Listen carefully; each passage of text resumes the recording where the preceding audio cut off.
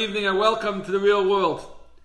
Today's the outside of a yid who's not spoken about enough, a remarkable person, a gain, a tzaddik, one of the most interesting figures of the last century, of Yaakov Moshe Chalap, one of the builders of Yerushalayim. He lived in Shari Chesed, a gain adir, a mechaber svarim. I want to tell you a story I heard from his Einik of Abzul and Chalap, Shlita, there was Yeshiva. It's Yeshiva in YU, a Rav in the Bronx, also a remarkable person, a beautiful person. He told me over a story about his Zayda, about Yaakov Moshe Chalap, which is astounding. Very quickly, just because we don't want to be amaratzim and let parashas like this pass us by, famous vart that the pasuk says that when Rachel asked Leah if she could have some of the dudam, some of the flowers that were picked for her by her son, Rachel thought that would be a school for her to have children. Leah says to her, you took my husband, is that not enough? Do I also have to give you dudai bini, the flowers that my son, the plants that my son picked me? And everybody asks the kasha, every child reads this and says, Hama'at kach teiches ishi. Rachel took Leah's husband. Yaakov was supposed to marry Rachel, and Leah knew that. And Rachel gave her the simanim, and she got Yaakov. And now, when Yaakov also married Rachel, that was bedin, magiala. And now, when Rachel asks Leah for a favor, she says, you took my husband. And we know the famous answer that people give over, that sometimes you do a chesed for a person that's so sophisticated, that's so sublime, that's so well thought out, that the recipient of the chesed doesn't even know that they're getting a chesed.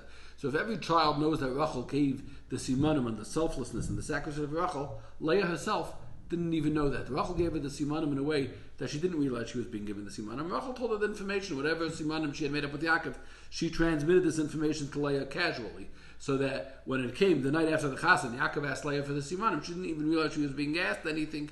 It was as if there was some kind of code. What's the capital of Canada? Ottawa. She knew the answer because Rachel told it to her, but she didn't realize she was being given the simanim. That's the part that great people say over. Back to Yaakov Moshe Chalap.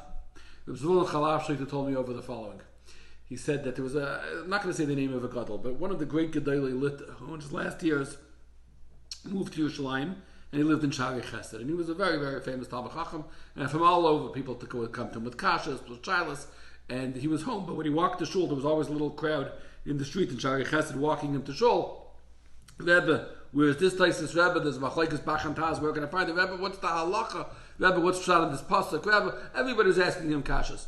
One day, Yaakov Moshe Chalap walked him to shul, so people gave space. They didn't ask this kasha to this gadol because Yaakov Moshe Kilu already had him. So they deferred to Yaakov Moshe's chashivas. They didn't bother the gadol. The way back from shul, Yaakov Moshe walks him. The next morning, shakras, Yaakov Moshe walks him. And in the neighborhood, people are looking on. They say Yaakov Moshe Chalap is Kilu grabbing the time with this gadol. The one time that we got to him, when he walked to shul and back, Yaakov Moshe is always walking with him, and nobody else can get close. He's taking it all for himself. And maybe people didn't understand it so much with Yaakov Moshe himself, and he was so protective over it. This was his chazaka. He's going to walk Yana Gadol, this tzaddik, to shul, and nobody understood it.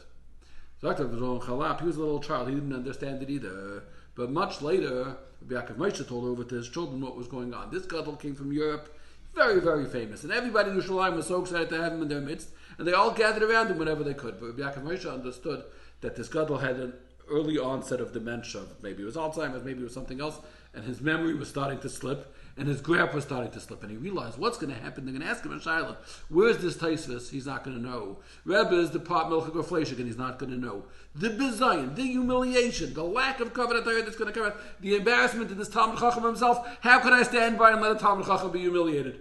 So do you know what Yaakov Moshe Chalap did? He made himself the bad guy. He started to walk him to shul, back and forth, back and forth. This is my chazaka, nobody else can talk to him. So that if nobody else talks to him, nobody will understand what's wrong with him. And he'll live out the final few months, the final few years, whatever it's going to be in dignity, without ever anybody finding out that the gadol wasn't comfortable. It wasn't like today where people come forward with things and they talk about things. It wasn't the thing that people talked about, but the gadol's covered was protected to his last moment because of the selflessness of Yaakov Moshe Chalap. His yahrzeit was today. Sruly Yagein Aleinu.